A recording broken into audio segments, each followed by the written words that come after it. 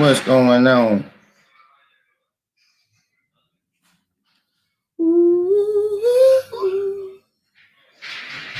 All right, I think we're all good. Yes. No, you loud.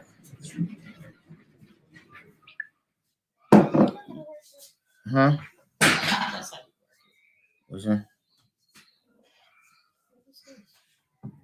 What's that? What's this? It's.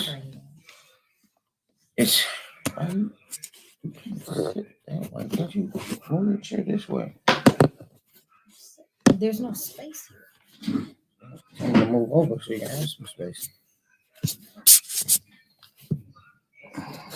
Don't make this difficult now. You also could just move the screen. Move the screen where? Yeah, so it's not just in front of you. Since it's only a computer. Right. So you, yeah. Listen, don't come onto my setup talking trash. All right. How about you do that? What's going on, y'all? If somebody's on Facebook, I need to see if Facebook comments come into me. So if you're on Facebook, shoot a comment on Facebook so I can see. Hey, can y'all stop yelling? What's going on, Myrna? How you doing? What's going on? Is we clear? Oh, wow. I just wiped my camera off and it just got like instantly cleaner. What up, Myrna? Then I made it worse. Wait, can't post comments to some destinations. Where we go? Boop, boop. Read, post, public. Yeah, we should be good. We should be good. I'm just trying to make sure that the Facebook stuff is connected right, so that I can if you guys leave a comment on Facebook, and then let me know if y'all can hear me too. Just waiting for the stuff to start. We started. You doing something completely different. No, I didn't know we was ready. We're literally live and there's people in here. That's weird. It's always like that. Yes. I wouldn't know.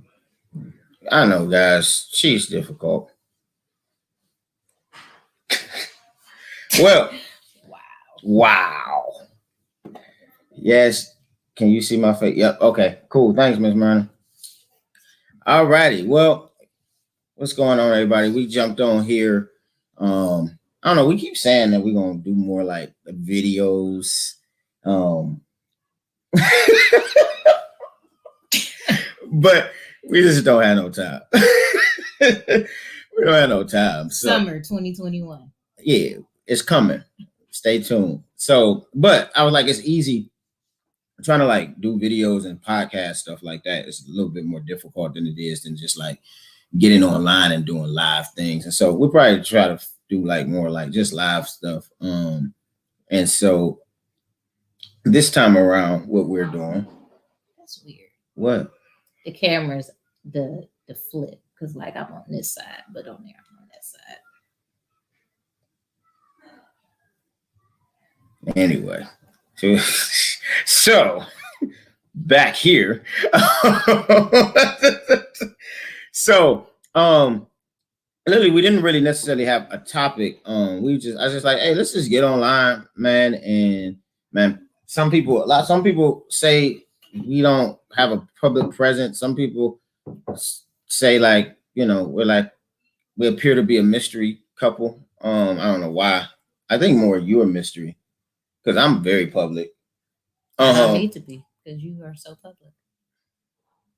So I was like, you know what? Maybe we get on here and do a live and just talk and answer questions, man. So if there's ever anything y'all wanted to know about the tanks, whether it's things like our life. You don't have to give ideas. Don't. Okay, go ahead. No, you said don't give ideas. So I'm not gonna give an idea.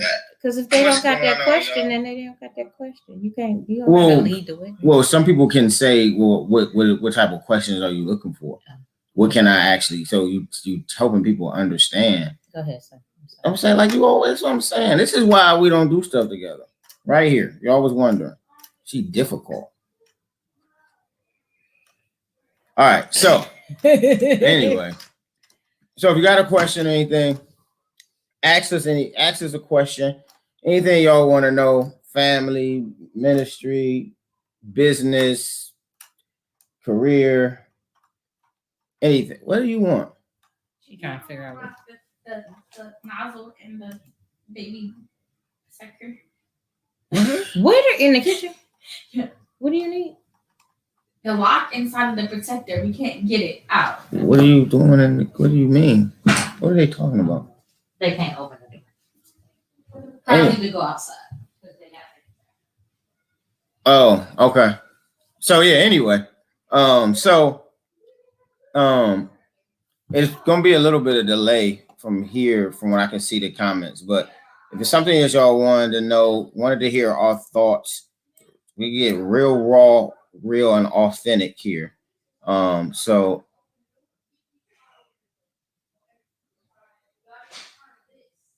they broke it.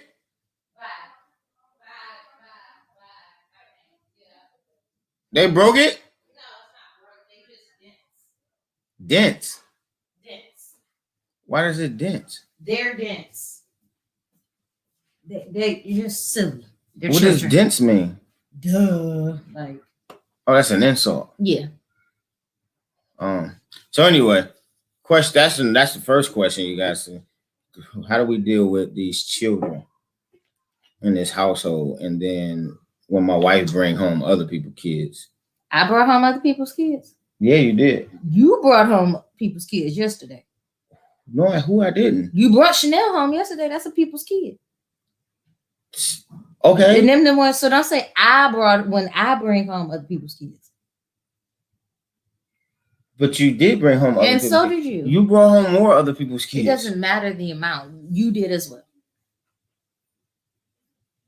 Anyway, so what do you want to talk about? I don't know, baby. I'm just here. You said we doing this, so we doing this. No. I said, do you want to do it? I said sure. So don't say I said we doing this, so you doing it. Yeah, I said, do you want to do it? Clearly a first take. This might be why we need a podcast so we can edit things out. Why we gotta edit? Because you're the one making this difficult. What are we talking about? I just asked Children. you that. Children. Our kids. Go. You go. What do you want to talk about with our kids? Hey.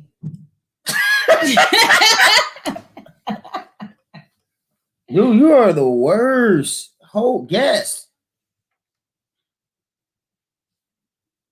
Well, you're hosting and you don't have any questions. Because I don't have. What do you want to talk about? Talk about something. All right. Ask me a question.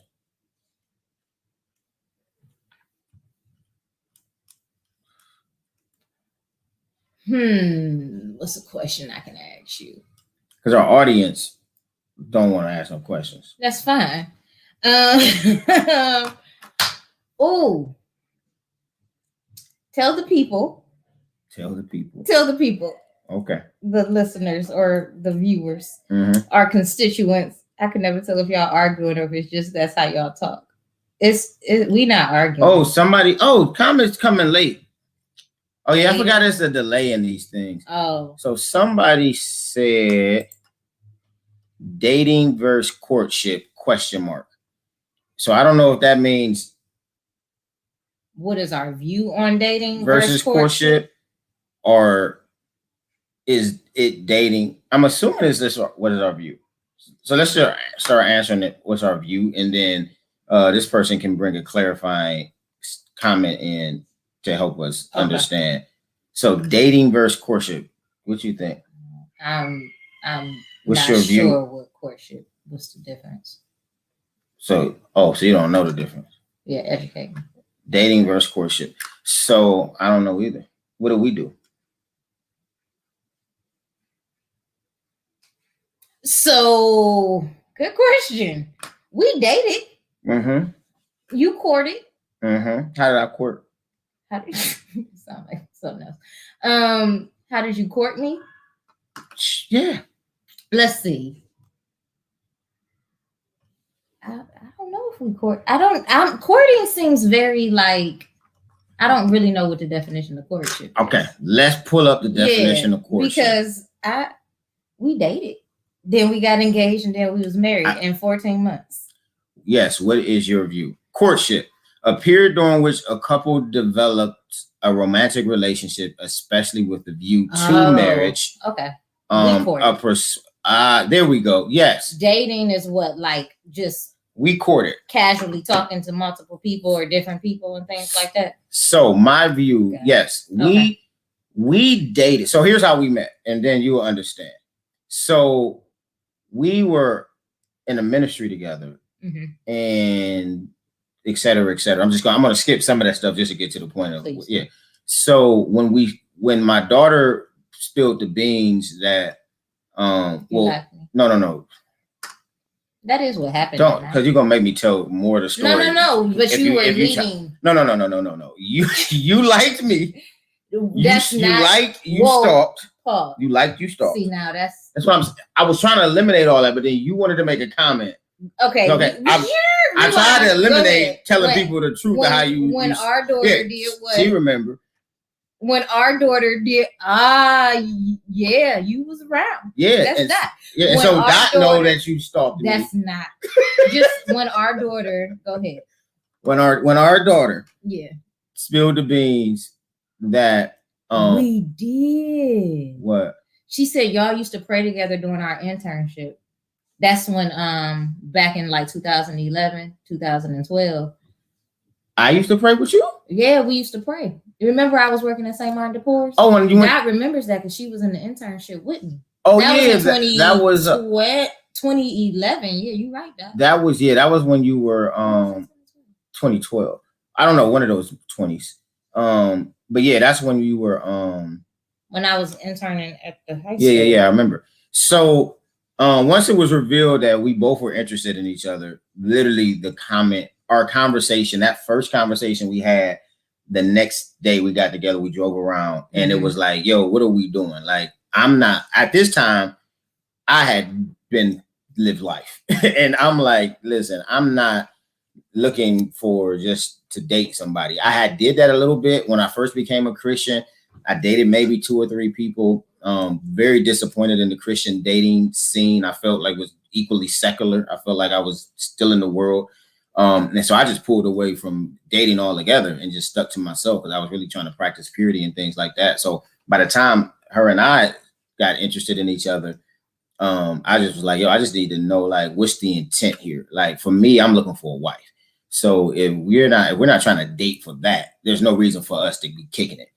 And so she had agreed. She was like, I agree. I don't know if she really felt that way. She just typically agrees with me. She'd be like, well, he said it.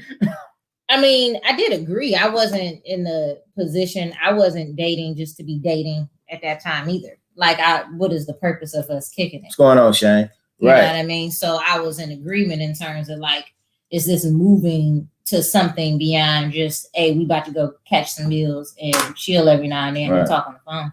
Right. So yeah, no, I agree. So we dated. So that was literally our intent. And so everything we did from that moment was about discovering, are we going to marry each other? Facts. From the prayers that we prayed that came true to make it known, at least on my end. And so I believe in courting. I believe as Christians that we should be courting. And I know sometimes it can get a little confusing, I guess, or it can tote the line a little bit. Here's my thoughts, and you can share yours. My thoughts is, I one of the things that was said to me early on was, then God is not okay with the trail of broken hearts on your way to finding your wife.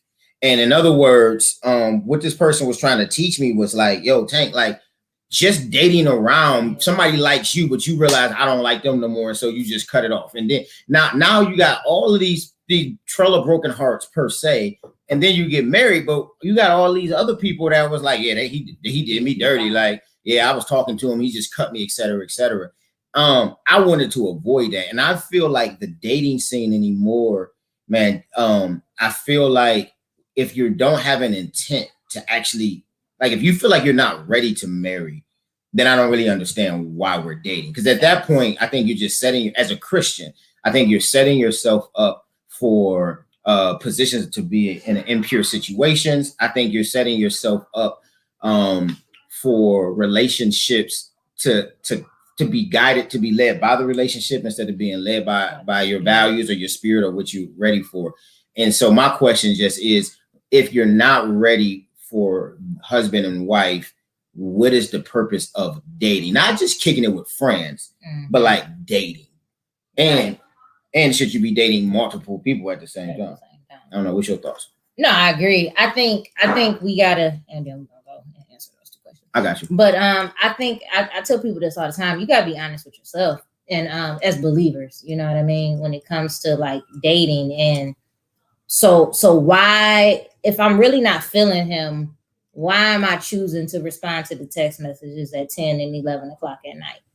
If I'm really not feeling her, why am I choosing to take her out or say we're gonna grab something to eat? Like, if I'm really not feeling this person and not thinking about this person in future tenses, why?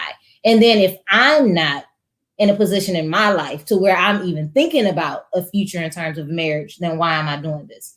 And I think we got to be honest and ask what void this dating, what void that texting late at night, what void those conversations or sliding in the DMs or whatever that is.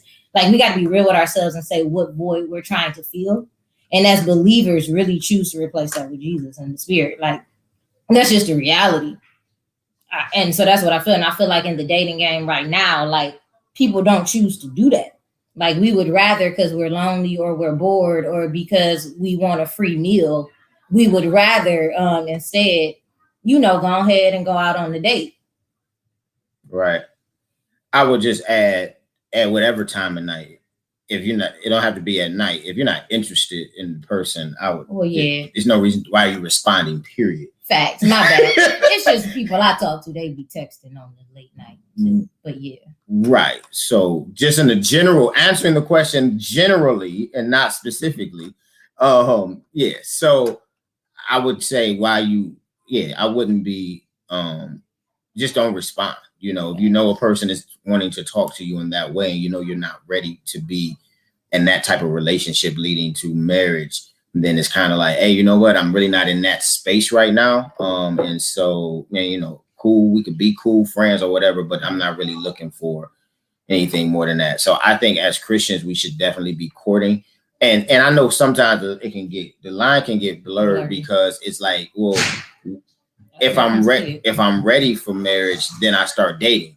You know what I'm saying? And then it's like, so how much dating should I do if I am ready for marriage until I find the one that I'm actually going to marry? And then kid comes. Want a pillow? So go get a pillow. Go get a pillow. Ask your sister to get a pillow. So that's my thought. So I think dating is okay as long as you're in a place where you're ready to be courted. Or you're looking for marriage. That's my thoughts on that. And I like what Nancy said just there. Like, if you aren't looking for a life together, you should express that to your partner. Right. Like, I think we should just be honest about things and say, yo, so then what is this? This is clearly a friendship. Right.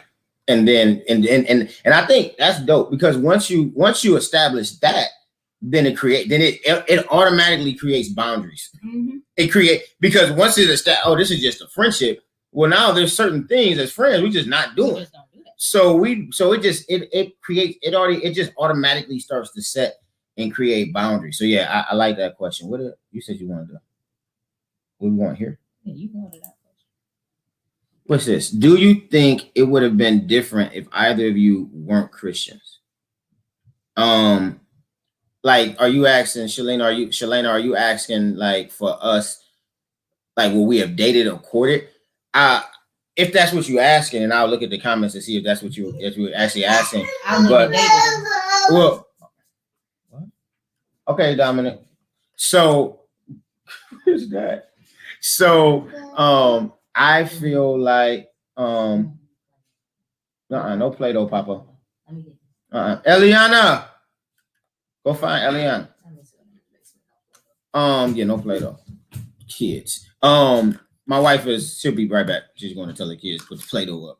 But Play-Doh gonna be all over the walls, all over the floor. It's just a mess. Anyway, so I think so. My wife, she was going to tell you when she left. She said she wanted to date me. And she tells you that all the time, like outside of Christianity, and I think it's the same as well. Here's the funny thing: we always say this, like outside of, like my wife is not the typical person that pre-Christ, like is the type of girl that I dated or the type of girl that I hung out with. And I'm not the type of guy that she dated or that she hung out with. And so if we weren't Christians, we would never even we wouldn't even be married right now. I shouldn't have said it. We were just it's cool. It's all right. We on opposite. That's fine. So we are. You don't need to count on me. We are literally we're like an arranged marriage. No, we're like no, we know why we're married. Like no, I think my wife is gorgeous and beautiful. But just on the spectrum of like what I was on before I was a Christian, she was not the type of girl I would have been interested in, or for a season. You would have been.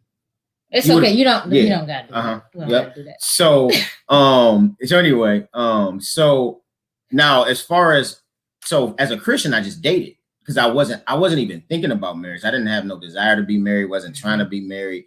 I was just trying to not be lonely. So. You know what I'm saying? So I dated, and whatever was going to, so I wouldn't be lonely in that season or have that sense of companionship. Right. So yeah, I wasn't thinking about courting at all if I wasn't a Christian. Mm-hmm. Yeah, I wasn't thinking about it until we started courting. Because I mean, if I'm just being honest, because I was just dating because I was in college, and so I mean, I was in college, and so I just enjoyed company and go downstairs and play. Enjoyed going out with certain people and hanging around certain people. I don't care. Okay, that'd be all right. Go downstairs. Go downstairs and play. And so I just enjoyed hanging around and kicking it with certain people.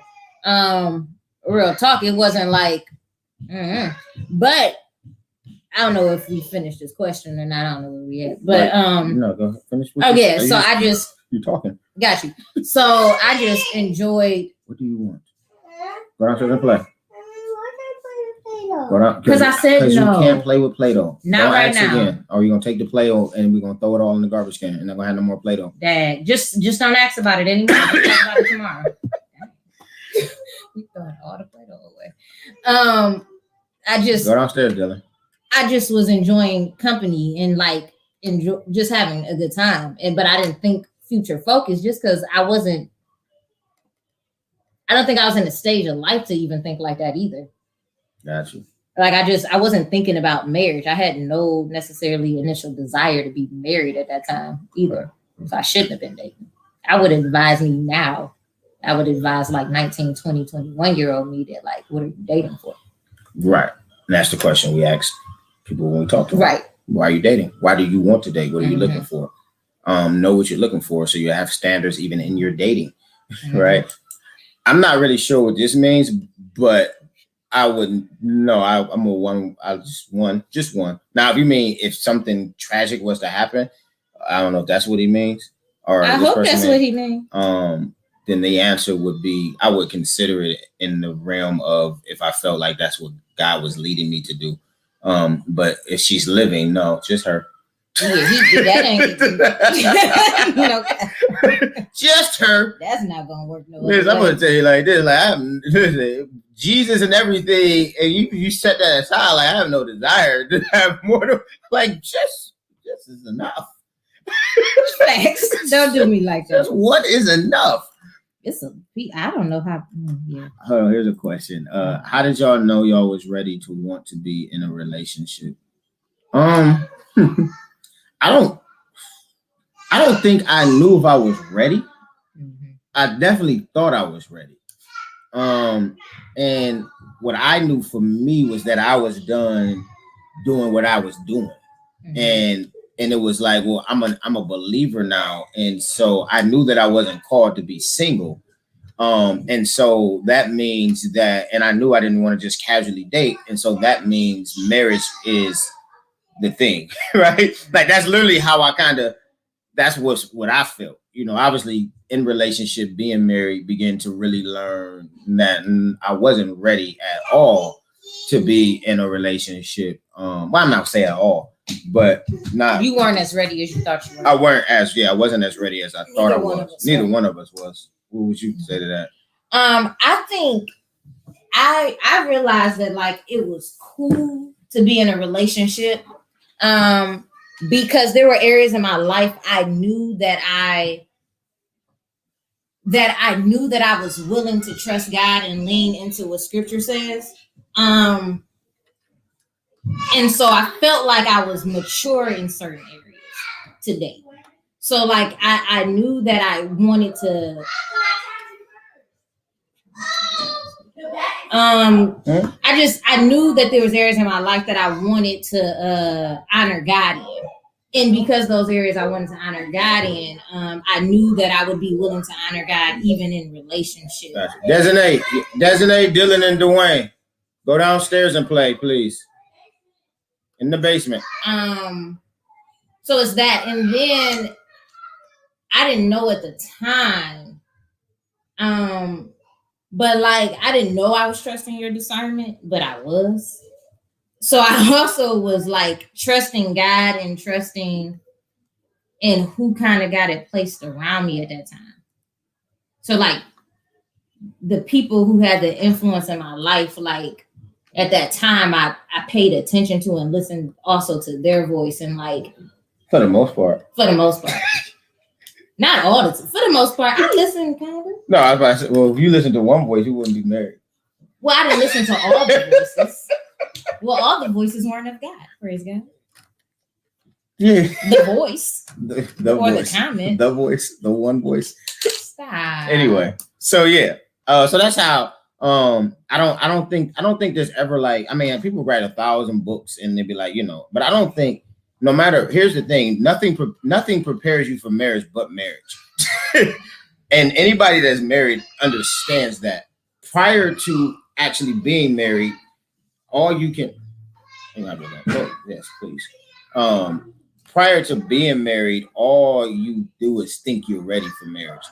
But nothing actually prepares you for marriage but marriage. Nothing prepares you for the ups and downs of marriage but being in marriage and dealing with the ups and downs. Like we should be prepared for sure, but a lot of times what people realize is that one, they never did premarital counseling, so they're really not even ready for what marriage is going to bring into the world of their life. But second, even with that, they quickly realize that TV and the blueprint and everybody else's marriage, you got to, that stuff, it allows you to know what is coming, but nothing prepares you but being in marriage. Some things, it's like you can play basketball and practice by yourself in the backyard and at the gym all day long. But it's nothing like actually being on the court 5-on-5, running up and down that court to realize like, whoo, I'm not ready yet. You know what I'm saying? And that's the same thing for marriage. So for the most part, we knew we were ready for a relationship and a serious relationship. And from there we just kind of been, and I think that's kind of what Dot's asking, because she said every relationship has its ups and downs. Hold on, how do you resolve conflict when it gets heated? And that's let Myrna say it. We always argue. Myrna, she think we argue all day long.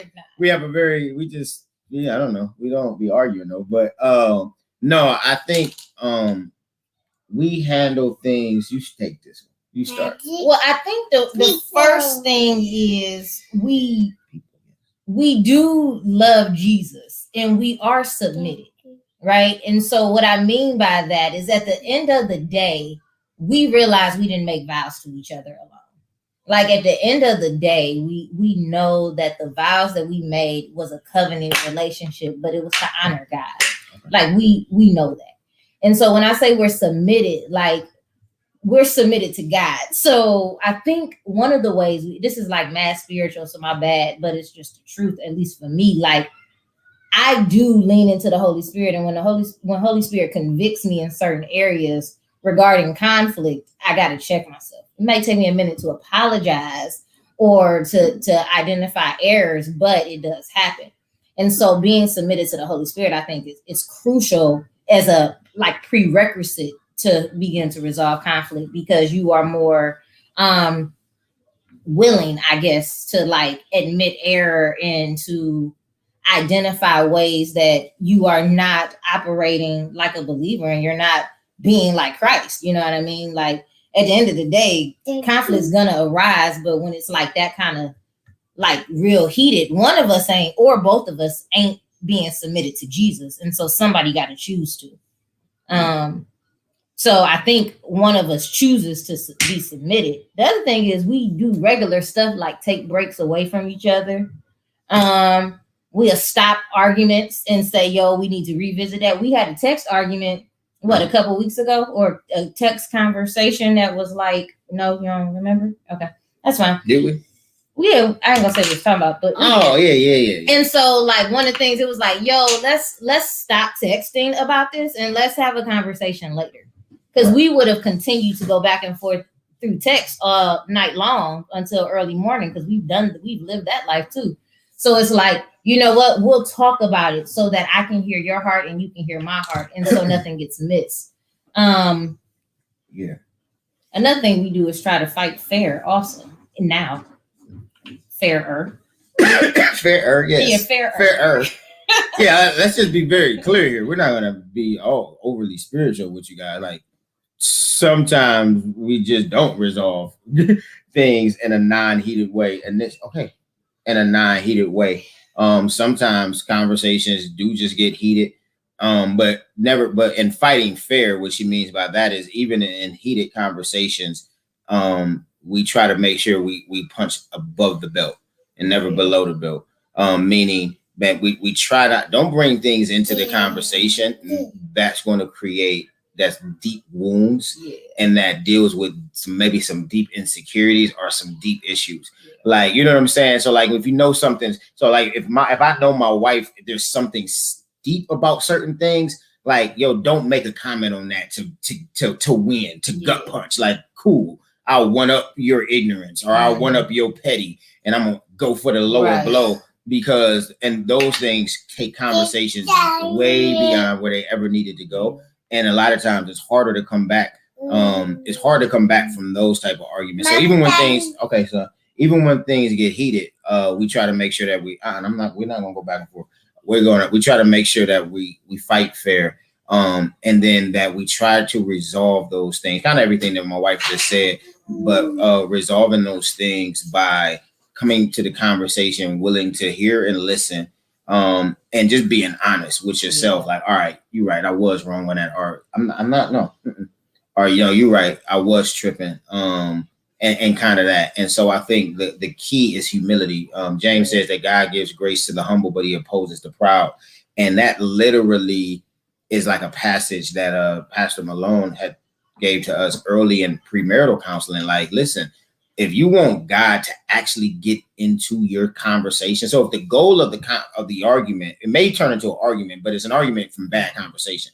But if the goal of the conversation is to reach a point of understanding, right, then we need to be able to invite the Holy Spirit into the conversation.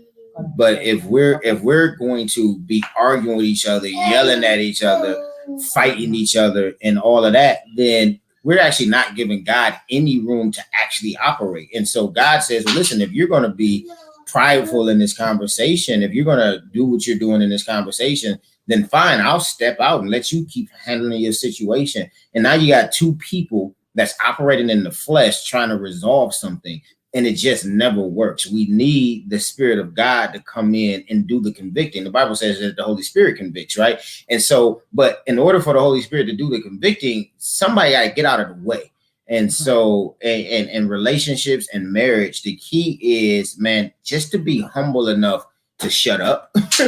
Be humble enough to say you're right. Be humble enough to say I'm sorry. Be humble enough to say, yo, I'm not like, there's plenty of times where me personally, my wife, she'll either walk away like I'm done talking to this, or she'll use my full name. And all right, she'll sometimes say like, all right, Leonard, like, you know, and she says it like that, all right, Leonard, and it aggravates the death out of me, but that's her way of shutting the conversation down. Or, you know, I'll just look at her and be like, hey, I'm not about to argue about this, and it's aggravating to hear that because you want to argue in that moment. Don't tell me to be quiet. But it's the humility is saying, all right, cool, we're not gonna get anywhere in this conversation. So we try to resolve those things by good communication, good listening, active listening, fighting fair, being humble, and giving ourselves breaks when we need breaks. And also, one other thing is try not to get there. Like, try not to just let these minor things become arguments to start. So a lot of times, so kind of like the joke with Myrna's, like, I never know if y'all argue or not. Well, because we will approach a conversation and just begin to make it a very light thing to stop it from getting to a very big thing, because it's not necessary for it to go there. So I don't know, that's some of our thoughts. But we do teach in premarital counseling how to fight fair, good communication skills, and things like that. I'm just not like running through the list of how we teach people how to communicate and fight fair. I say this, and I say this as somebody who has a believing spouse. But what I do know and believe is that God can handle my husband, and the Holy Spirit can convict him in ways that I never could. Dominic. So Holy Spirit there are areas that I struggle with, and those are things that I legit give to God. Like everything also in terms of like having the conversation in advance and not letting it get there. It's also like, am I submitting that and trusting God in that area and trusting God with my husband? And so like, I truly believe that there are areas and there are things about him and things about our marriage that even a conversation, unless he's convicted in that area, he's not going to move. And so me talking about it and continuing to press and dig at it is irrelevant, because I have no power to change his heart. God is the one who can change the heart of man. He changes the hearts of kings, and he can change the heart of regular folk too, right? So like, God is the one that does that, not me. So there are things that I definitely have to just be like, go to God in prayer about, because I can do nothing about it. And I'm just going to be nagging him and getting on his nerve, and that's going to escalate into something else. But I need to give it to God. Facts. And she actually said something too, just because some people watching and listening, like you said, aren't necessarily believers. And so those skills that we practice are like, they work. Yeah. Like, obviously there's the next element, right, of this Holy Spirit, right, for sure. But on the secular side, like just learning how to communicate with each other, understanding what we call the priority of things. So is this a major or minor thing, right? Is it major and easy to change, or major and hard to change? Is it minor and easy to change, or minor? Okay, take it off and we'll get you a new one. Or minor and out of my, why are y'all in my room? Out of my room. Dwayne, out of my room. I'm watching this. They were going in the room. You know, is it minor and easy to change, minor and hard to change? It's because we have to, in conversations, we have to understand, is this even worth it? An argument or a conversation. Yeah. Like, so for instance, if you have an issue, so Pastor, when we first got married, we had to write down 10 things that we didn't like about each other. Right. And the question that was asked of us by Pastor John at that moment was this is premarital counseling. That's what I said before we got married. Oh, my bad. So that was asked of us is, okay, if none of those things change, would you still be able to love this person? Right. And the point that he was getting at was, there's some major and some minor things, and you have to understand, is anything on that list like, I can't love this person because of that, right? And then there's the other things that may be on that list, like, yo, this is major, like this is an issue, but it's so deeply rooted in the ontological makeup of my spouse that put that no, son. They just be doing stuff. You don't, if y'all knew, yeah, like you don't have to do that. Like you don't have to. You can just chill. We don't need a basketball hoop in here. Ahead, I got it. And so, man, listen, y'all don't understand. When people really don't understand, because we don't be dodging people. Like our household is literally crazy on the weekends between nieces and nephews being over. Our own, we got 4 already here, and then 2 or 3 or 4 more. Like it'd be crazy. But some things are so her makeup that it's like, yo, I can't change this. So why am I arguing about something that takes a process to change? Right? Because maybe your spouse or maybe the person you dating, there's some healing that needs to take place. That's a journey of healing. And so if you're going to nitpick at it every single day, well, it's not going to change right away. That's why you got to be able to look at that list and say, well, this does need to change, but I can still love this person in the process. And then and so if that's the case, if you put it in those 4 boxes and realize like, yo, this is major and hard to change, or minor rather, and hard to change, then what do you want? Don't talk about it. Well, it's minor and it ain't about to change in the next 2 or 3 years anyway. So why even put yourself through the stress of arguing about it? It's major and it's hard to change. Well, we need to talk about it, but there's no reason to argue about it. We need to talk about the steps and the process of like, yo, how are we going to work through this? You know what I'm saying? For me, my wife had to teach me the value of money and the value of saving money and the value of, that type of stuff. Well, that was high on her priority. That was important to my wife, right? Because money is and Jesus is my wife's security. Okay. Yeah. But when you talk about from a relationship standpoint, like money is security for my wife. Money to me is like a fan blowing in a room somewhere. Money for you was for recreation. Yes, just you spend it to do what you want to do, right?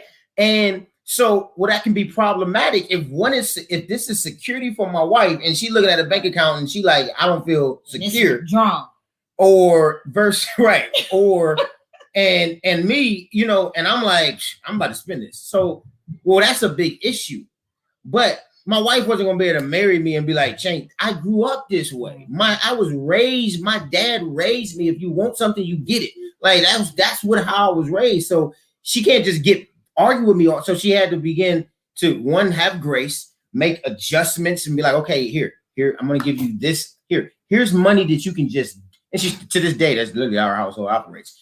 Here's money, Dominic. Stop. Here's your money. Here's your money that go do what you want to do. Once that's gone, do not touch this money. Right. Now, when that money gets touched, argument, and it's a legit argument because she's given me my space already. So the reason, Dominic, stop. So I'm not. No. So the reason I'm bringing that up is because that's something that's not about the Spirit of God. These are things that we as human beings can understand and can put in place as a believer and as a non-believer. Understanding how to communicate with each other, understanding how to fight fair, and understanding what's worth an argument and what's not worth an argument. The problem is most of us have never taken those type of classes and skills. And then when you take them, you realize, oh yeah, this typically is in the midst of conflict though. It's typically when phone calls come to us, it's in the middle of it. Yeah. But so anyway. I think I just would add that one of the things you said that we did these lists in premarital counseling. Yes. Just to on the side, like that's important. Like that's good. It's a good resource to have. It's premarital counseling, but also in premarital counseling is that honesty. Because if there's something on that list that you cannot tolerate or deal with, and it, again, we need to do some self-assessments and be like, well, maybe this isn't the relationship. It don't matter how much time has been invested. It don't matter how many people were invited. It doesn't matter how much money was already spent on whatever. Like maybe this is not the relationship for you. If when you have that list or you go by that thing and you realize, yo, I can't do it. This is one of the things that's major and hard to change, and I don't want to be in that process of change. Like, and I mean, God stuff to the side, like he does his thing. Like some people he called, like, I get that, but like just in the practical sense, then I think people fail to be honest in relationships because they've invested. There's been an investment, and all investments don't mean they're good investments. Like just because you've had your own business for the last 5 years, but it's constantly ending in the red, and there is no plan for it to get in the black, you might have to take that loss and say, yo, I invested 5 years. I lost that money. I wonder what God's going to do in the next season. Like sometimes we just got to take L's. And I think a lot of us don't want to take the L. Yeah, for sure. I agree with that. I would harp that as well. If you're talking about relationships, is that, man, doing the work before you enter into, this is why early on, dating versus courtship, dating creates these problems. But one versus courtship, but doing the work before you ever get there eliminates. It's always going to be harder to make a decision to change something once you've been in it. But if we take the time to study a person, understand a person before we make a decision to be with a person, then it's it's easier, right? It's easier in that friendship zone to be like, I don't want to go there with you. Right. But you know how hard it is. And we've had conversations with people. They've been together for 7-8 months. They done told the world, they done semi-started life together. And now there's this list of stuff, and you're looking at it, and it's like, there is no, apart from God, and some of you don't even be believers, right? But apart from God and his divine hand on this relationship, it is no way that you two are going to make it or work. Like, and you're looking at, and I'm like, on paper, you hate this woman. like only thing you like about this woman is the sex that y'all been having. Which clouds, and that's what I was I'm just being honest. Like also when you are in, when we enter into relationships and we don't do those assessments and we don't have those kind of conversations and we don't have the same goal, well, then when we start doing other stuff, because I feel like if you have a goal and in terms of kingdom relationships, right? If your goal is marriage and then your goal is to pursue righteousness and holiness, like there's some boundaries and some standards that you put in place in your relationship anyway, or you should put in your relationship, accountability, all that good stuff, right? But when all of those things are not present and then you begin to taint and tarnish the relationship, well, then you got all these filters over the relationship. So you can't see him for who he really is because you got this filter on him. So the fact that like he really ain't that fine, or the fact that he really ain't that, his swag really ain't that good, or the fact that he really don't read the word like he say he do, all of that because you have this filter on that has him look in real amazing. It's because you've done some things usually to taint or tarnish the relationship. So now you got this filter.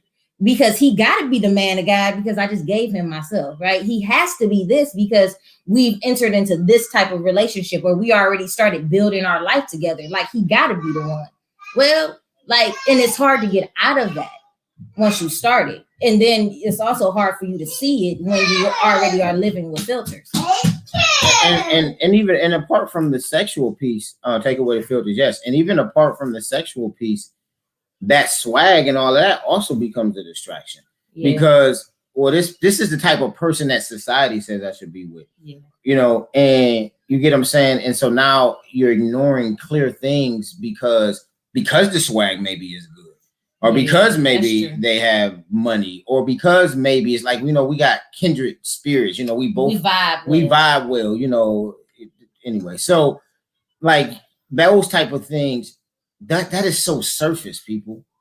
Like, get into real conversations about a person.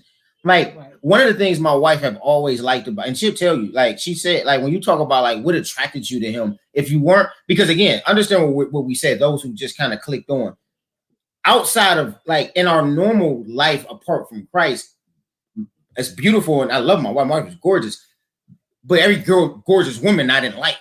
You know what I'm saying? But so my wife wasn't the type of girl that I typically would have engaged with, right? And I wasn't the type of guy that my wife would engage with. But one of the things, like when you look at but then when you start to get into like some of those deeper things later, now we Christians and everything like that, we see things different lenses. One of the things that became important was like I had 2 kids already. So now some people could say, Dad, he had 2 kids. You married this man with 2 kids.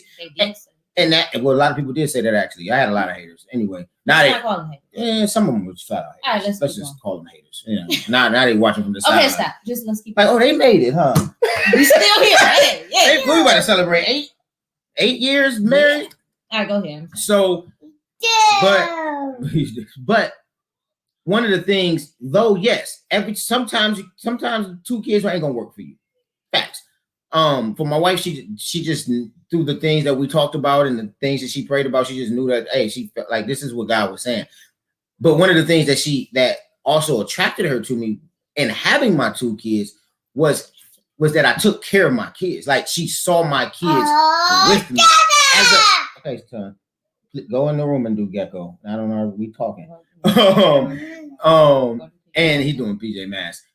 Like she, like as a black male, she saw my kids with me.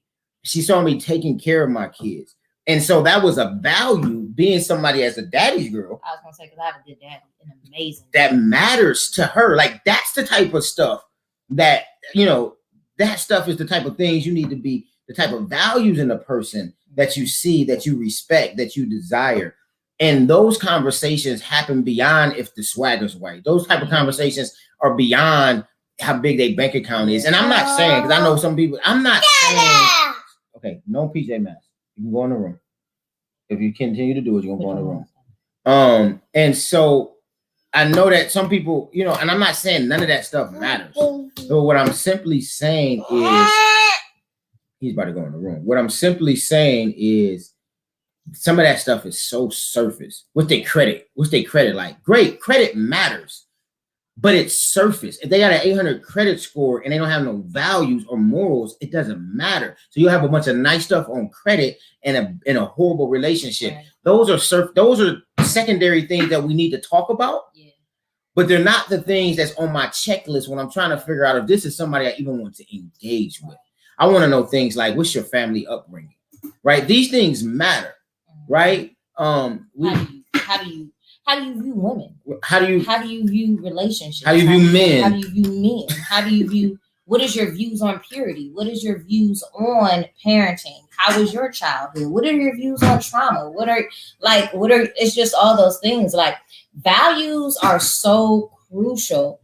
Like if your values line up, and if your moral and ethical standards line up, and as believers, our standards should be the word of God. So if your values and your moral standard lines up, then you can be with, that probably gonna work. Why? Because your values are similar. So at the end of the day, even if we argue about certain things, we know that this value we have the same. Not getting to the value and the ultimate what it might look like, we may have different thoughts, but we know that we value family. We know that we value generational wealth. Now, how do we get there?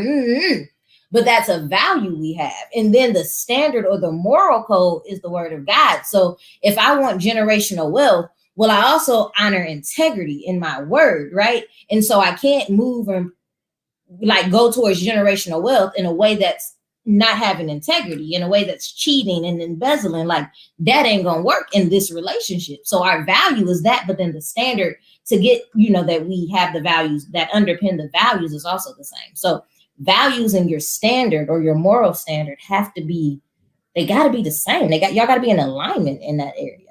Mm-hmm. What's going on, Melanie? Yeah. So, yep, that would be my advice in that area. And that was not what was asked, but what we went with the conversation because it matters. And so, just really, and don't run away from it. So you have two veins here. You obviously have the spiritual vein, so those who are Christians. You have individuals that's not Christians. So for those who are Christians, hear me out. Listen here. Don't run away from spiritual leadership when you want to date. We hide our relationships. We hide our relationships from the people that we believe God has called to to shepherd us. We hide our relationships from the people that's discipling us. And one, that's a tall tale right there. If you don't want to bring a person around somebody because you like, man, I don't really want, man, I already know what they're gonna say. Well, maybe that's telling you something, right? But don't hide those relationships from people, because these are the type of, you want to sit down with those individuals. You want to bring, hey, listen, I'm interested in this person, man, but I need to know. What type of questions should I be asking? Hey, this is how they answered that question. What you feel about that? And obviously that person isn't the Godar, right? You know what I'm saying? However, that person may be able to offer you some thoughts, some direction. And so don't hide them individuals from those people who walk with you and hold you accountable. And then if you deem like, hey, I think this is a person, get into premarital counseling. Get into it early and be willing, especially if you're talking to me or my wife, be willing, because guess what? If you can't stand the fire of my wife and I asking certain questions, what in the world are you going to do when the enemy start putting questions in the heads of y'all in the middle of an argument? When the enemy, listen, and we real. I'll be honest with you. You know how many times simple things within our marriage has created me shooting a message like, you don't even love me. You don't like me. You don't even want me anyway. Like, cause I didn't sit on the couch. Let's just be honest, horny. Like we said, we get real and raw, right? But this is what happens, men. This is what happens in marriage. Yeah. If wifey not interested in that moment because she's tired, exhausted, had a long day, not feeling it, and you needing it, and maybe this time she like, yo, I know. Now you salty. Right? You sitting around there, I'm being honest. I done tried to shot a many a text like, because you don't love me. That's the problem. Who you like then? Who you liking? But this is facts. Listen, those are enemy thoughts. Yeah. That if you can't handle me asking you a question, what you gonna do when he start asking you questions like, you think it's because she cheating on you? You know what I'm saying? Etc. What that mean? Oh my! Oh, so you know what I'm saying? But the stuff can get. Look, Melanie was around in the courtship years. Toya was too. These are all people that were they was in the early years of our courtship. But yeah, so you took your earring. So yeah, so then and just be willing to have that. Listen, put the relationship in the fire early. Right. Let's see. Things that go in fire that come out, like that's to purify it. It's tried and true. Like I would say it is the testing of the genuineness of your faith. Like let's do that, because why I don't want to waste my time. Like at the end of the day, I don't know about y'all. People, I don't know. I ain't that person, but like I also don't want to waste my time. Exactly, son. Like we ain't over here wasting time. You being extra, you don't have to do what I do. Okay. But I'm like not about wasting my time. Okay, now we're doing the most. I'm not about started. Wasting my time. I did. So it's like let's go through this, And I think even in our relationship, like I question how we made it to the aisle sometimes, because it wasn't like this wasn't a contentious. We didn't have difficult times. We didn't have arguments. We hit the fire like right when July 2012. Shoot, I remember a whole argument in the car because I wouldn't say I love you, and it was like this whole anyway. But like, you remember that argument? We was going to were we married? No, we were engaged. We weren't even engaged yet. You had said I love you, and I wouldn't change my Facebook status. You don't remember that? I don't remember. I won't do you like that. I know. You can do me like that. I just don't remember. No, we had been dating for 3 months because we started dating in April that April year. 6th, April 7th, okay, whatever. But I wouldn't change my Facebook status. It still said single or something, and I was like, I'm not on social media like that. Like I don't care, and it was this big. But I'm still not on social media like that. Not the way you are. Whatever. That's facts. And so, like, but it was this big thing. But all you I'm know, it saying ain't is, real if they don't change the Facebook status. clearly. And I was like, I don't understand. I done dated all kinds of people, And they weren't real. You see they that? weren't real, right? No facts. But I'm just saying. Stop. But we've been. What I'm saying is, it wasn't like we weren't. It wasn't like it was an easy road, and it wasn't like. But we were willing to go there. We were willing to have those conversations that at that time, because we weren't mature, turned into certain arguments and stuff, but we were willing. True. Like 2 weeks before we got married, I think it was like, we don't have to get married. Facts. I remember sitting in my living room, we was having an argument about something. I don't remember what it was, but I was like, we don't have to get married. Like, we could argument about the car. I was like, we can call this off right now. Because I wouldn't let you drive my car. Oh, that what it was? We got into, I remember the week of the wedding or the week before or something. We got into an argument about that, like all those things. But I think the difference is, like, we were willing, like, you know what I mean? Like, we didn't run away from those type of conversations. We still don't. No, we had them beef. She left, called Pastor John or somebody, probably Pastor John at that time, vented about it and dealt with it, come back to the table, and just realized, man, I had to realize a lot of stuff, man. Like, that's why I said earlier, like, only thing that's going to prepare you for marriage is marriage. Dominic, you stop. You got it. Yeah, because you're really give it. We about to get off in a minute. Just come on, go watch TV. Go down there. All right, that's fine. You can be mad. It's all right. And so, hey, Court, and it would. Now you're gonna be loud to death over there. But anyway, hush. And so, Okay. He's so extra. That dude is. Now he just going. So since we made him leave out of here, he just gonna go in our room and play very, very loud. That boy is extra, man. But anyway, that's why I said earlier, only thing that can prepare you for marriage is marriage. And being willing, and for me as a believer, I truly believe knowing that this is the person God has called you to be with. Because there was many things that I'm like, man, this is not easy. And then we're blended households. We'll have to do another whole late night conversation about that. But we're blended household. And so I remember one of the hardest premarital conversations we had to have that really was one of those things like, yo, I don't think we're gonna be together, was about who I put first. As a single man raising my daughters, I'm like, my daughters come first. What are we talking about? This is not a conversation. And you know, my spoiled wife over here. Spoiled? Don't call it that. Back then, that's what I think she was. That's what you thought. Well, conversations, the way we addressed those conversations. Maybe that. I'm like, that wasn't a spoiled thought. Very, and I'm just like, my kids come first. I don't know. Like, I don't care. What are we talking about? You know what I'm saying? And now, but we also had very different understandings of what that meant too.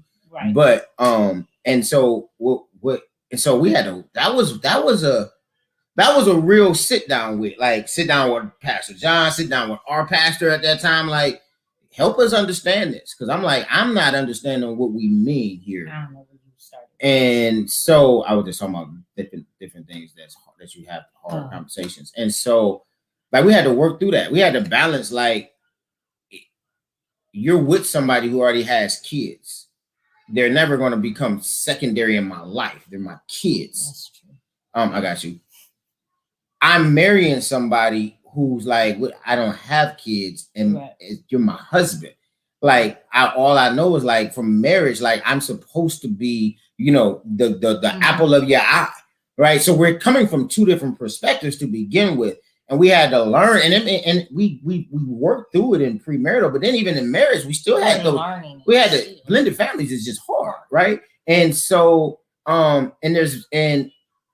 and it's hard when you choose your wife first sometimes. And now you gotta deal with your kids who feel some type of way. So this is one of the things in premarital counseling. So yes, we did have premarital counseling, and we do think it's important. So somebody asked that. That's not what I was responding to. Oh, I thought you said this was a good question. It wasn't a question. I was just cracking up at it. James, you're silly, bro. The next one is the question I was responding to right now. My comment. This is what you're responding to right now? Yes, Okay, I'm so sorry. we did have premarital counseling, and so yes, we do think it's important. But in premarital counseling, one of the things Pastor Malone said is he told me, he was like, you're expecting him to act like a husband now. Mm-hmm. And he's never been a husband, and he's not a husband yet. Mm-hmm. And there were areas to where it was like, yo, you're expecting her to act like a wife now, and she's not your wife. And those are, so essentially what he was saying is, number one, y'all ain't that yet. But number two, these are learned behaviors. Like, you learn in marriage what it means to prioritize. And having children, I did have a certain view, but that prioritize has nothing to do with, like, I done seen stuff on like social media, whose plate you make first, and who you spend the most money on. Like, that has nothing to do with it. Yeah, you know what I mean? Like, yeah, like that's irrelevant. Like, make the kids play first. If we got $100 and our oldest child is the one that needs sneakers, well, she the one getting the sneakers. Like, that ain't, like, that's a very limited view on prioritization. And so I think him saying that was very freeing, because it was like, yo, these are things we have to learn, and we have to figure out in our marriage what that means. Mm-hmm. And at the end of the day, when you're married, it's not choosing me first. What we had to learn to do is we had to learn to choose our marriage and choose our family. Mm-hmm. Because sometimes the marriage needs to win and the family can't win. Right. Well, and what I mean is, the marriage needs to win, not that the family can't win, but for the family to win. If we want our family to win, we got to be good. So if we're not good, if the marriage isn't prioritized, so it's not really prioritizing Dee, it's prioritizing our marriage. I'll be right back. Because if we prioritize our marriage, then our family is the priority. Like, it's a nice funnel down effect and things like that. You are trash, because I'm not about to be on here. I'm just messing with you. So we can't prioritize. Yeah, y'all get what I'm saying. But I think that is funny. James, you said, I'm gonna pull this back up because I think that's just funny. So I'm gonna say, how do you put up with him? He's spoiled rotten, but he is built like an action figure. And that's facts. Like, I don't know. Well, I know the image that y'all see of PT, Pastor Leonard Tank, whatever it is that he's referred to in the circle that you know him in, as I don't know, this action figure, this dude that lift weights and combat racism and talk about social injustice, and like will defend the word of God, and he is all those things, absolutely. But like, oh my goodness, he is the most, those who are under his leadership and who he gets to pastor, he's all those things too, but he is one of the most gentlest, gracious, kindest, will, like, oh my goodness, like he's all of that too. So like, it's just hilarious because he is not like this big all the time. It's areas in his life that he is that, and then there are so many areas that he is so gracious and so gentle and so like, oh, like that's what I think about when I think about him sometimes. But yeah, that's funny, James. Any other questions, comments? You know, I don't really talk to cameras, so I be facts, right, Toya? You know, he ain't always like that. But any other questions or anything regarding, I guess this was just about relationships and marriage tonight. So that's mad interesting. But anything, I like that you said prioritize the marriage and not one another. Absolutely. Oh, we just about to do this one-on-one. Thanks, Toya. I appreciate it. Listen, this lock journey is new out here in these streets. I'm about to be 6 months locked. And so this is interesting. 6 months. What is it? When is my lock anniversary? The 11th. So on the 11th, it'll be 6 months in this game. So thank you. Thank you. Thank you. Thank you. I appreciate it. Anybody else? Questions, comments?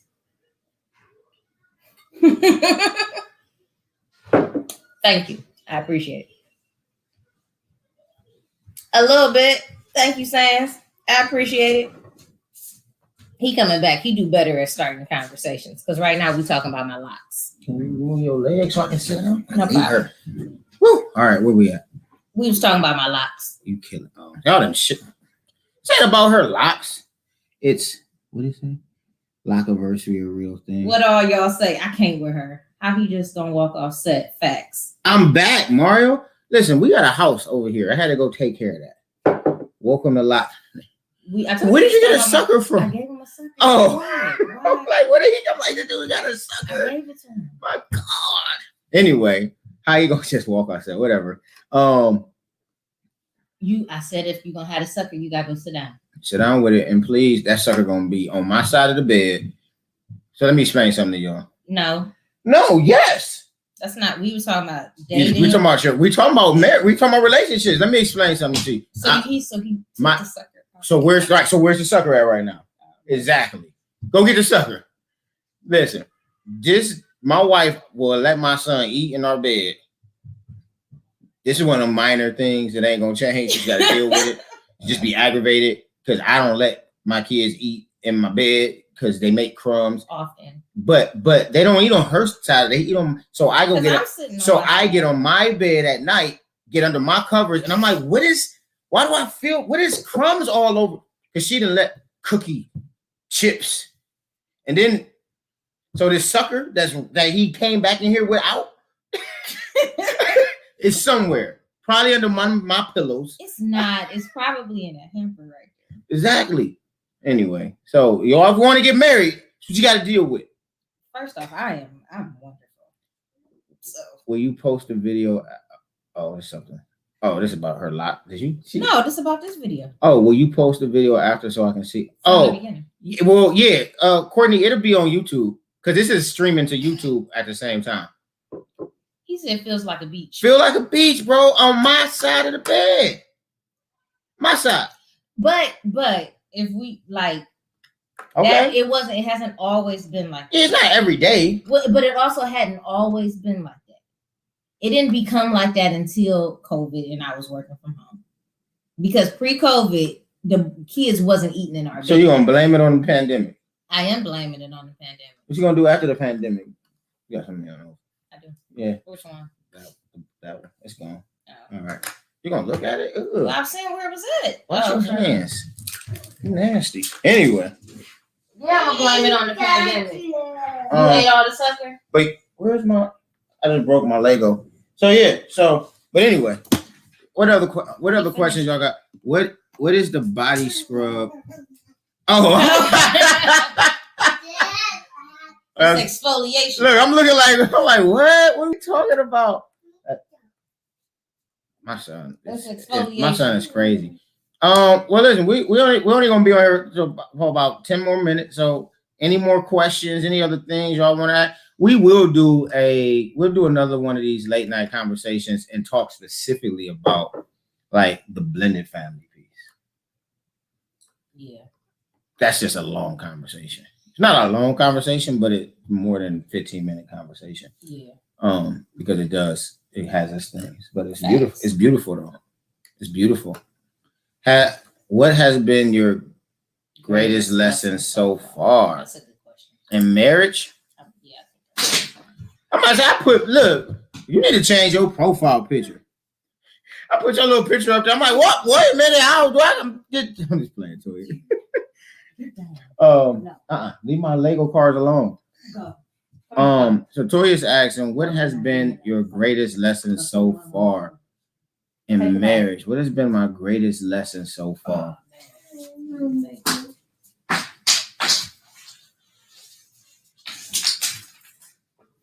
That's a good question. I think it is a good question. I think for me, the thing that I've learned, what I've learned so far, that's been the greatest lesson is just realizing that it takes, for me, and I'm not trying to be extra spiritual here, but it honestly takes humility to have a marriage work, to have a relationship work.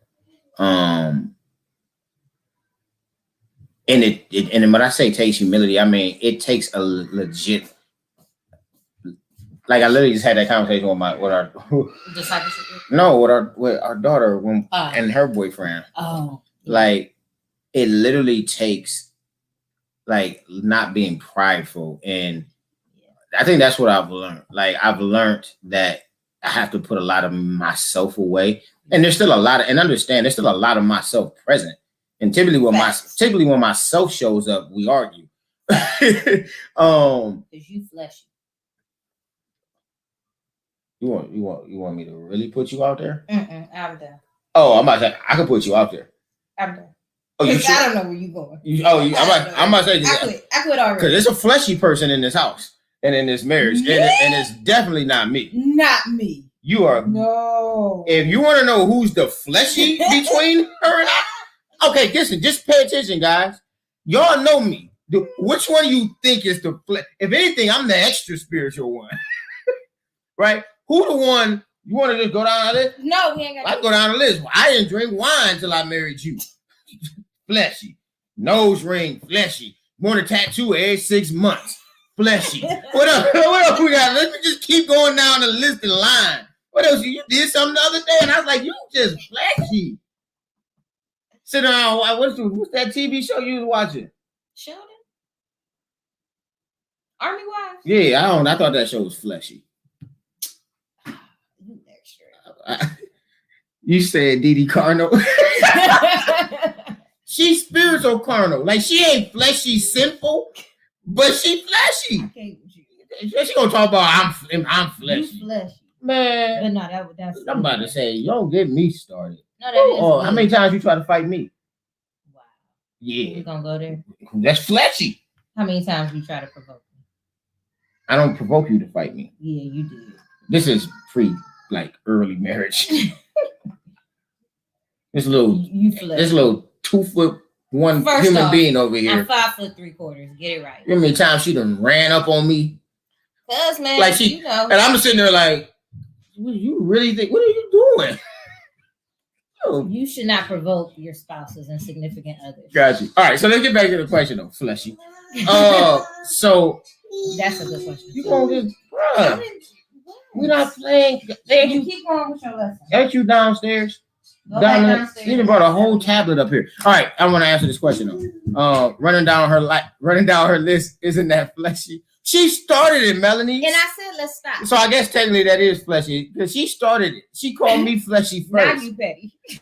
So now I'm fleshy and petty. All right, so listen. The greatest lesson. That's honestly what I've learned, and it's just that it takes a lot of sacrifice of self to make marriage work, to make relationships work.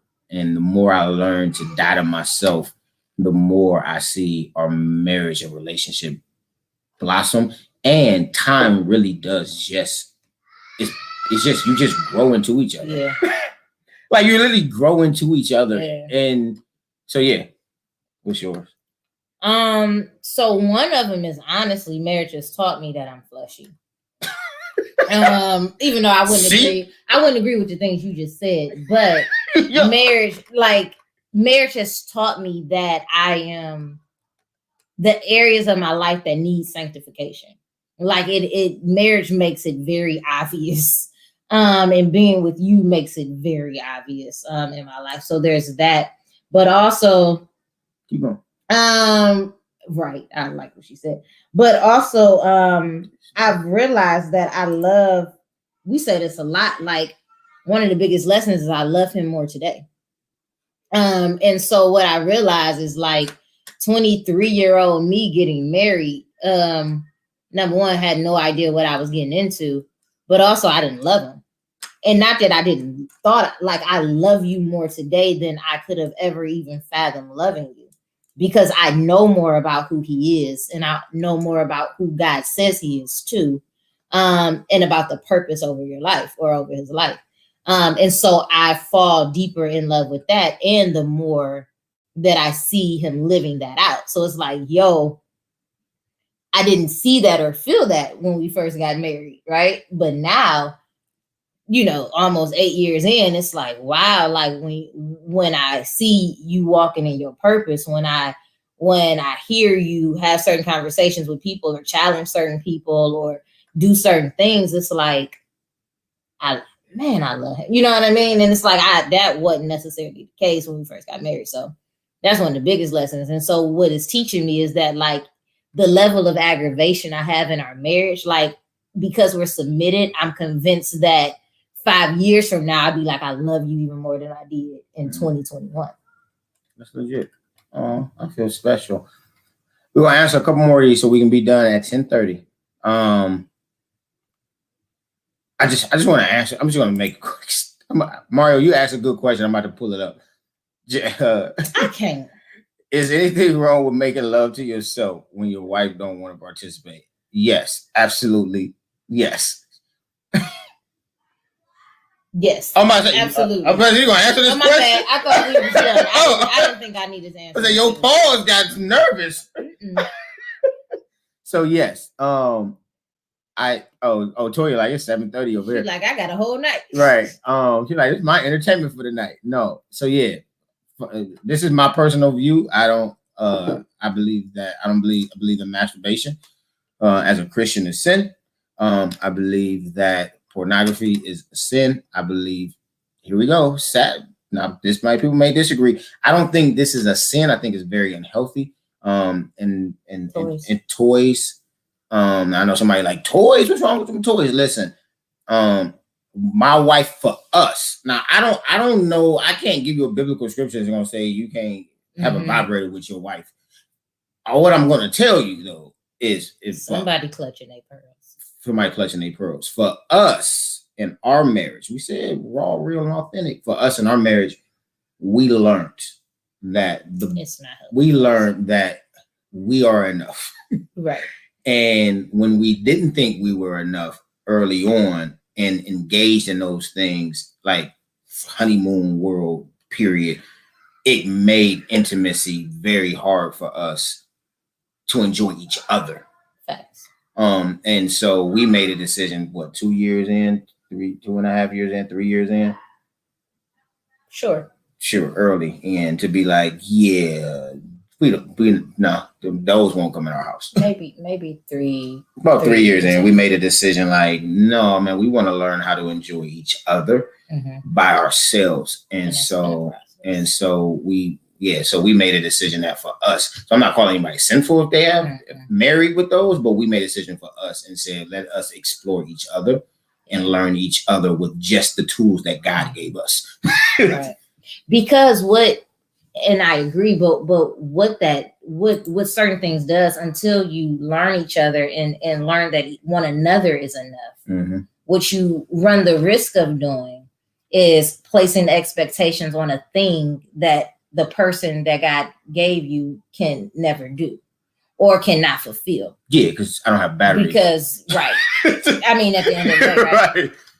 And so that's a setup for that. It was a setup for me, but it was also a setup in terms of us being able to get to know one another and enjoy one another. Right. Because it became these levels of expectation that he could never fulfill, and there were, you know what I mean? It's just unrealistic. And we did not know each other. No, we didn't. Right. It was about, when we first got married, it was just about the sex part, the sensational piece. At least for me. I don't know necessarily for my wife, but. No, it was not that for me. Okay. Okay.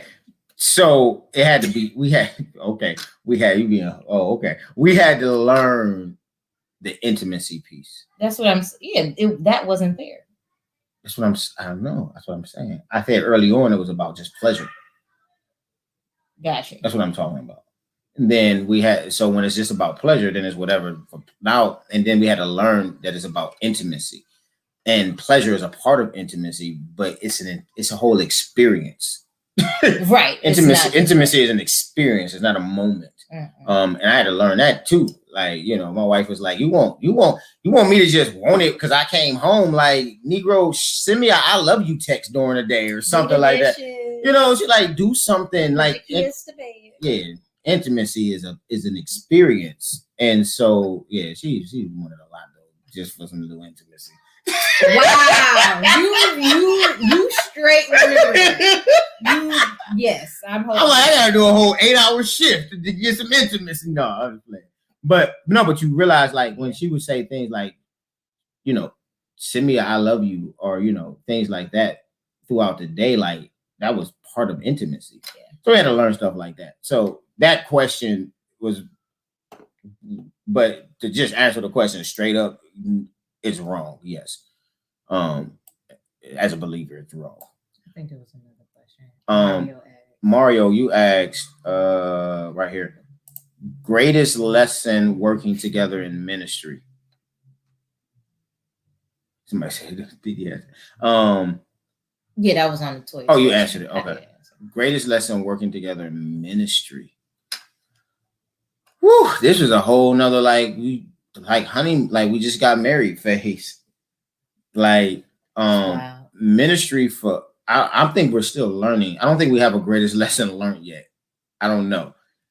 We're learning ministry together because ministry is different for us. My wife is a whole career woman. Like you got a whole career. You know what I'm saying? And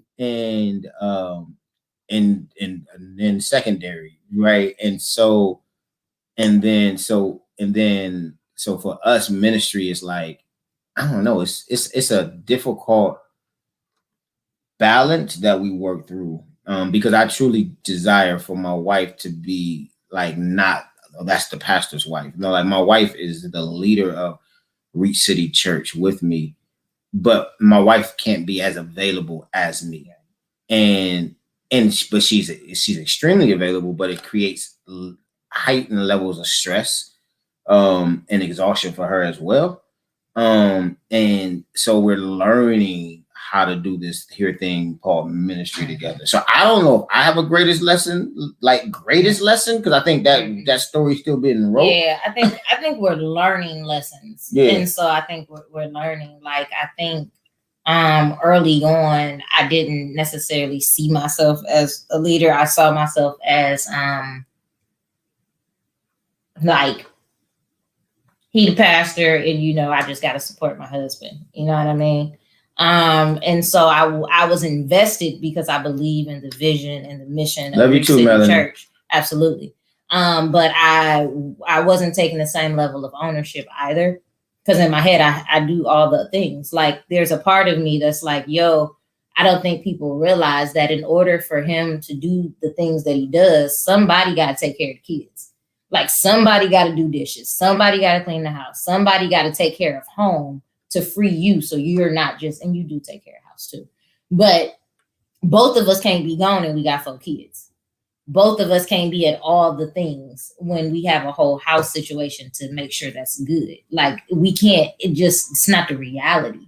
And so realizing that that's a role also, but then when I can in the areas in my giftings to really invest them and allow and utilize them. And I don't think initially, like some of the administrative skills I have, I wasn't utilizing, right? I was utilizing them for work, but they are helpful in ministry, program development and design. Like those weren't things I was necessarily utilizing until the last since boot camp, right? And so like, I think learning that the role that I play as a leader does not have to look like other people's role. You know what I'm saying? Like it don't gotta look like I'm there with you every day all the time, or it doesn't have to look like I'm the hospitality person because I'm smiling and bringing everybody in. You know what I mean? It don't look like, because I know I'm kind of pastors' wives and other leaders that like are worship leaders. Like I don't sing, so it can't look like that because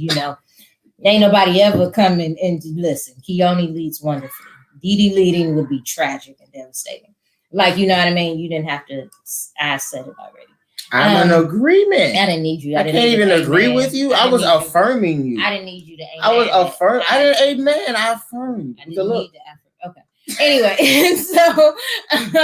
so it's those things I think that we're continuing to learn, or at least I'm continuing to learn. No, facts.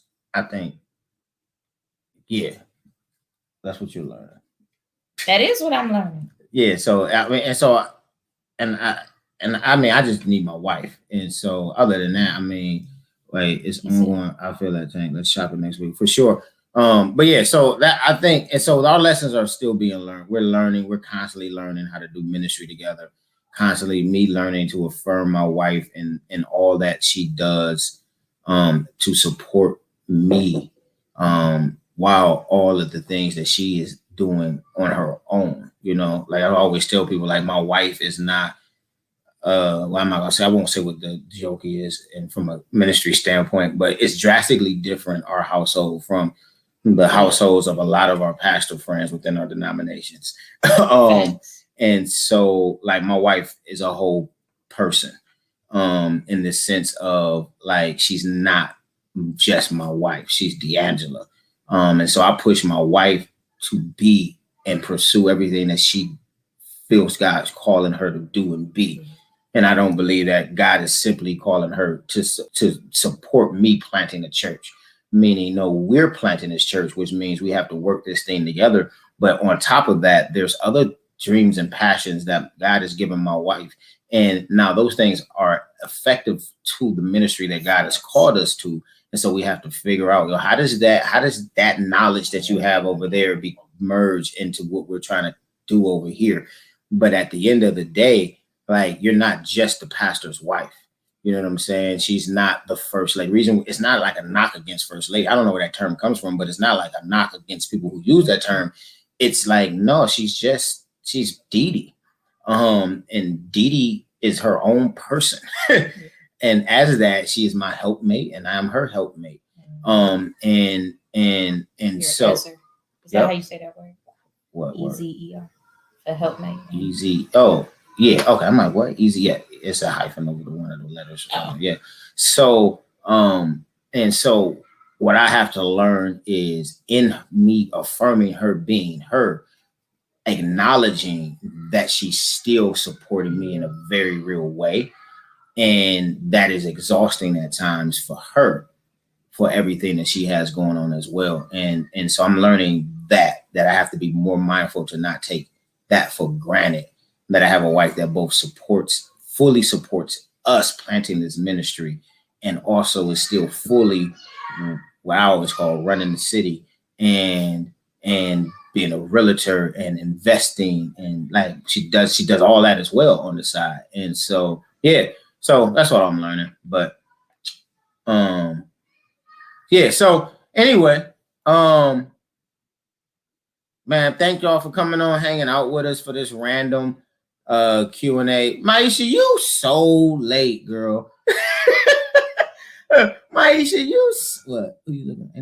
I get all those. I was trying to figure out how to. Oh, got you. I was just learning. Maisha, you late. I'm putting you on blast. You hear? We ended. Right. Yeah, I gotta go to bed. But if you just came on and you want to watch the replay, obviously you can see it on my Facebook page, or just go to Reach City Church. Go to Reach City Church YouTube. Go to Reach City Church YouTube page, and you'll see it on there as well. So it'll be there, so you can watch it. And so again, we thank y'all. Dope conversation. It was sporadic, so we didn't have anything to really talk about. But we just want to make sure we since we can't really get the podcast and jumping off right now because our schedules are just really crazy. We like, man, we can at least do a live, whether it's once a month, twice a month, we can at least do a live and just talk about real things and stuff like that. No, I was just gonna say a couple people who still on here have been on here in the comments, like, good looking out. I appreciate it. Let's highlight that. Thank you.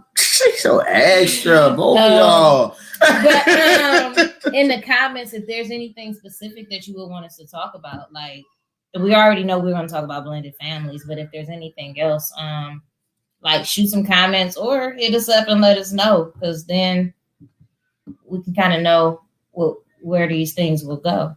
I like structure. She likes structure. Like, I don't, he left. I was like, I don't know what we're talking about. So we talking about hair now because I have no idea. Anyway, Vanetta, miss y'all. Wait, I think, hey, are y'all coming over my house tomorrow? I gotta text your husband. So anyway, thank y'all for hanging out with us. Again, if you want to watch the replay, it'll be on my Facebook, and for sure to be on our YouTube page, Reach City Church Cleveland.